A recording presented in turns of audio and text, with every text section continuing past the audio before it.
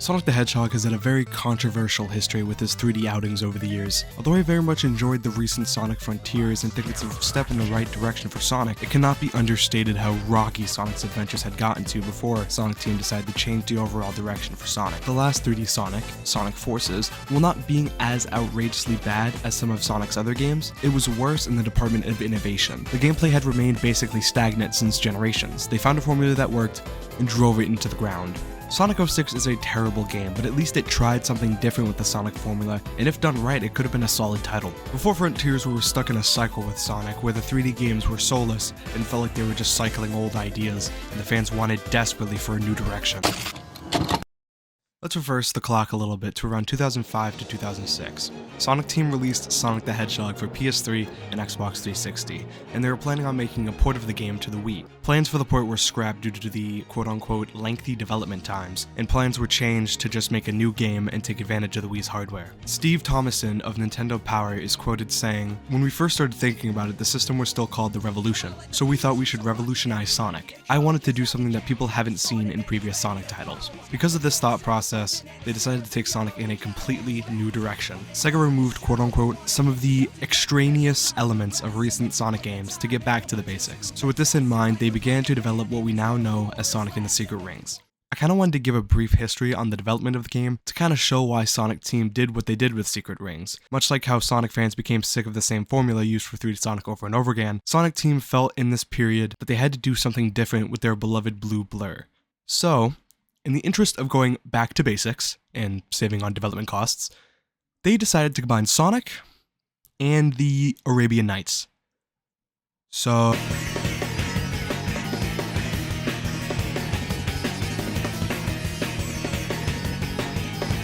Sonic and the Secret Rings was released on the Nintendo Wii in 2007.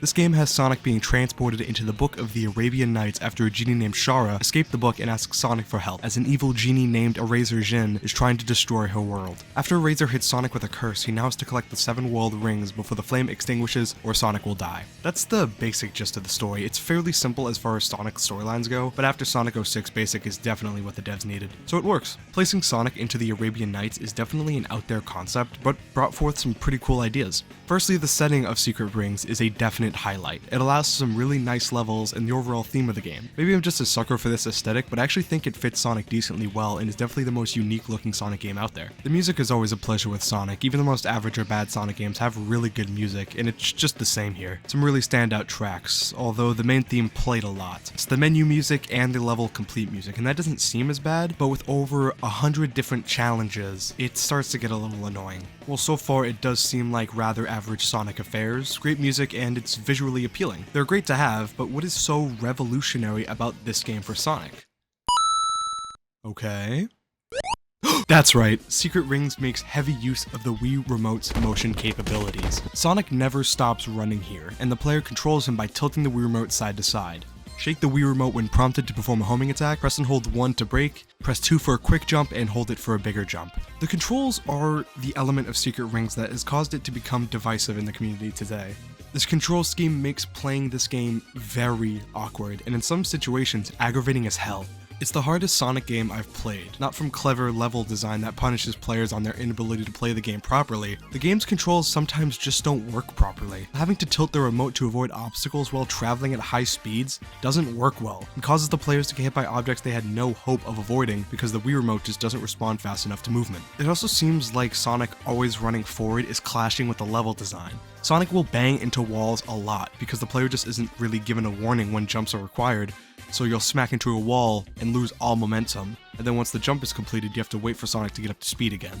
Something that this game does different than other Sonic games are the RPG elements. After you complete a level, you gain XP, and for every level you unlock, you get more skills to help you. You also gain more SP, which just allows you to equip more skills for Sonic. Strangely enough, though, some of these skills apparently fix certain issues with the game's controls. This one supposedly makes Sonic control better side to side, but I've noticed no difference. And this one shortened Sonic's recovery time when injured. Why make these unlockable skills and not just fix the game? It breaks my mind that instead of fixing these issues that Sonic Team clearly knew about, otherwise they wouldn't have put these in the game, they make unlockable skills to do it for them. So in the beginning of the game, before you unlock any of these, you just have to suffer with slippery controls and loss of momentum feels out of your control. There were so many times in this game where a platform would send me shooting off because I didn't jump at the correct time that wasn't telegraphed to the player. And because there are rarely checkpoints, you have to start from the beginning of most of these levels. And they're not very long, but sometimes they take long to complete. The transition to certain scene elements just don't really fit well. It feels very choppy, and strangely enough, although this game was not known for rushed development, it feels rushed because some of these issues are so apparent. It just feels like they didn't have time to fix it. Take this situation for example. I'm gliding on a rail trying to beat a time limit, and I have a choice between two sides, one that ends a little bit sooner but has a spring at the end, or one that goes all the way but it has a silver ring on it. At first, I take the one with the silver ring on it because I think I could just jump off, but instead of jumping, it sends me flying off. This sort of level design of rails leading to death isn't new for Sonic. It's happened a lot in 3D Sonic, but the thing is, those will show you very clearly that you will not survive that encounter. I think I can just jump off the rail and I'll be okay, but Sonic does not get high enough to be able to homing attack to save himself. Oh wait, I like this game. Okay, I admit it. I had a dumb, stupid smile on my face playing this game. It's over the top in a lot of aspects. Like, that is Sonic running across a dinosaur. Playing the levels, I did dislike a lot about them, namely the controls, but in levels where obstacles aren't thrown at me like a brick at a homeless man, I had fun. The interactions between Sonic and Shara are enjoyable, and the cutscenes, while simplistic, add to the storybook aesthetic of the game. Unfortunately, that means we miss out on the immaculate cutscenes like previous Sonic games. Truly a tragedy.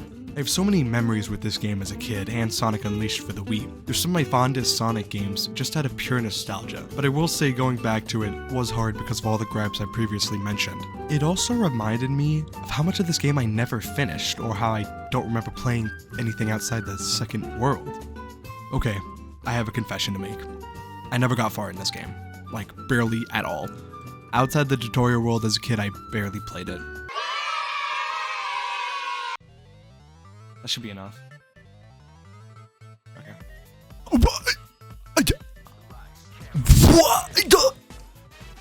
Why? I did it! I pressed the button! I shook the Wii remote. Oh, okay, okay. Sonic, go back, go back, go back. I'm tilted. Oh, great. Just pound me. Just pound me. I just get cucked.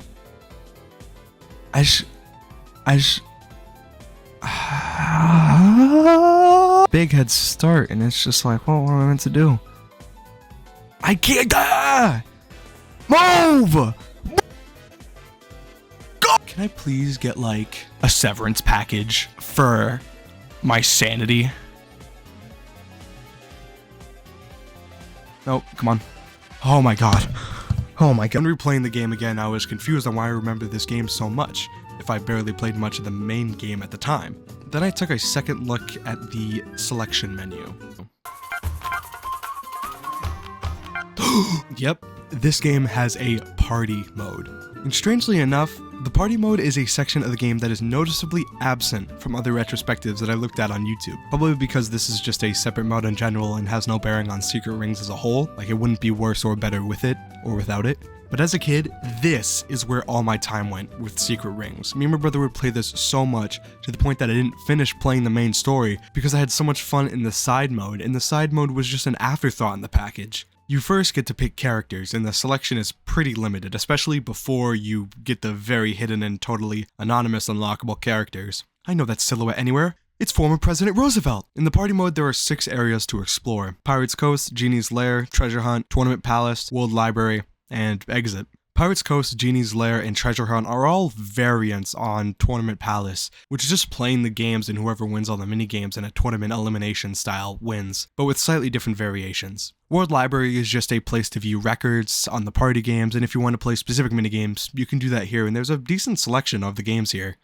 This one, if you fail, Sonic dies. This was a very dark time for Sonic. After barely crawling out of Sonic 06 with critics and fans eviscerating it and all it stood for, Sonic Team tried desperately to take Sonic in a new direction and correct the mistakes they made. And while it certainly wasn't the best game and has a lot of problems, it was a positive step in the right direction for Sonic and led the way for bigger and better Sonic games to come out once Sega gained more confidence in the blue blur. Well, it was fun while it lasted.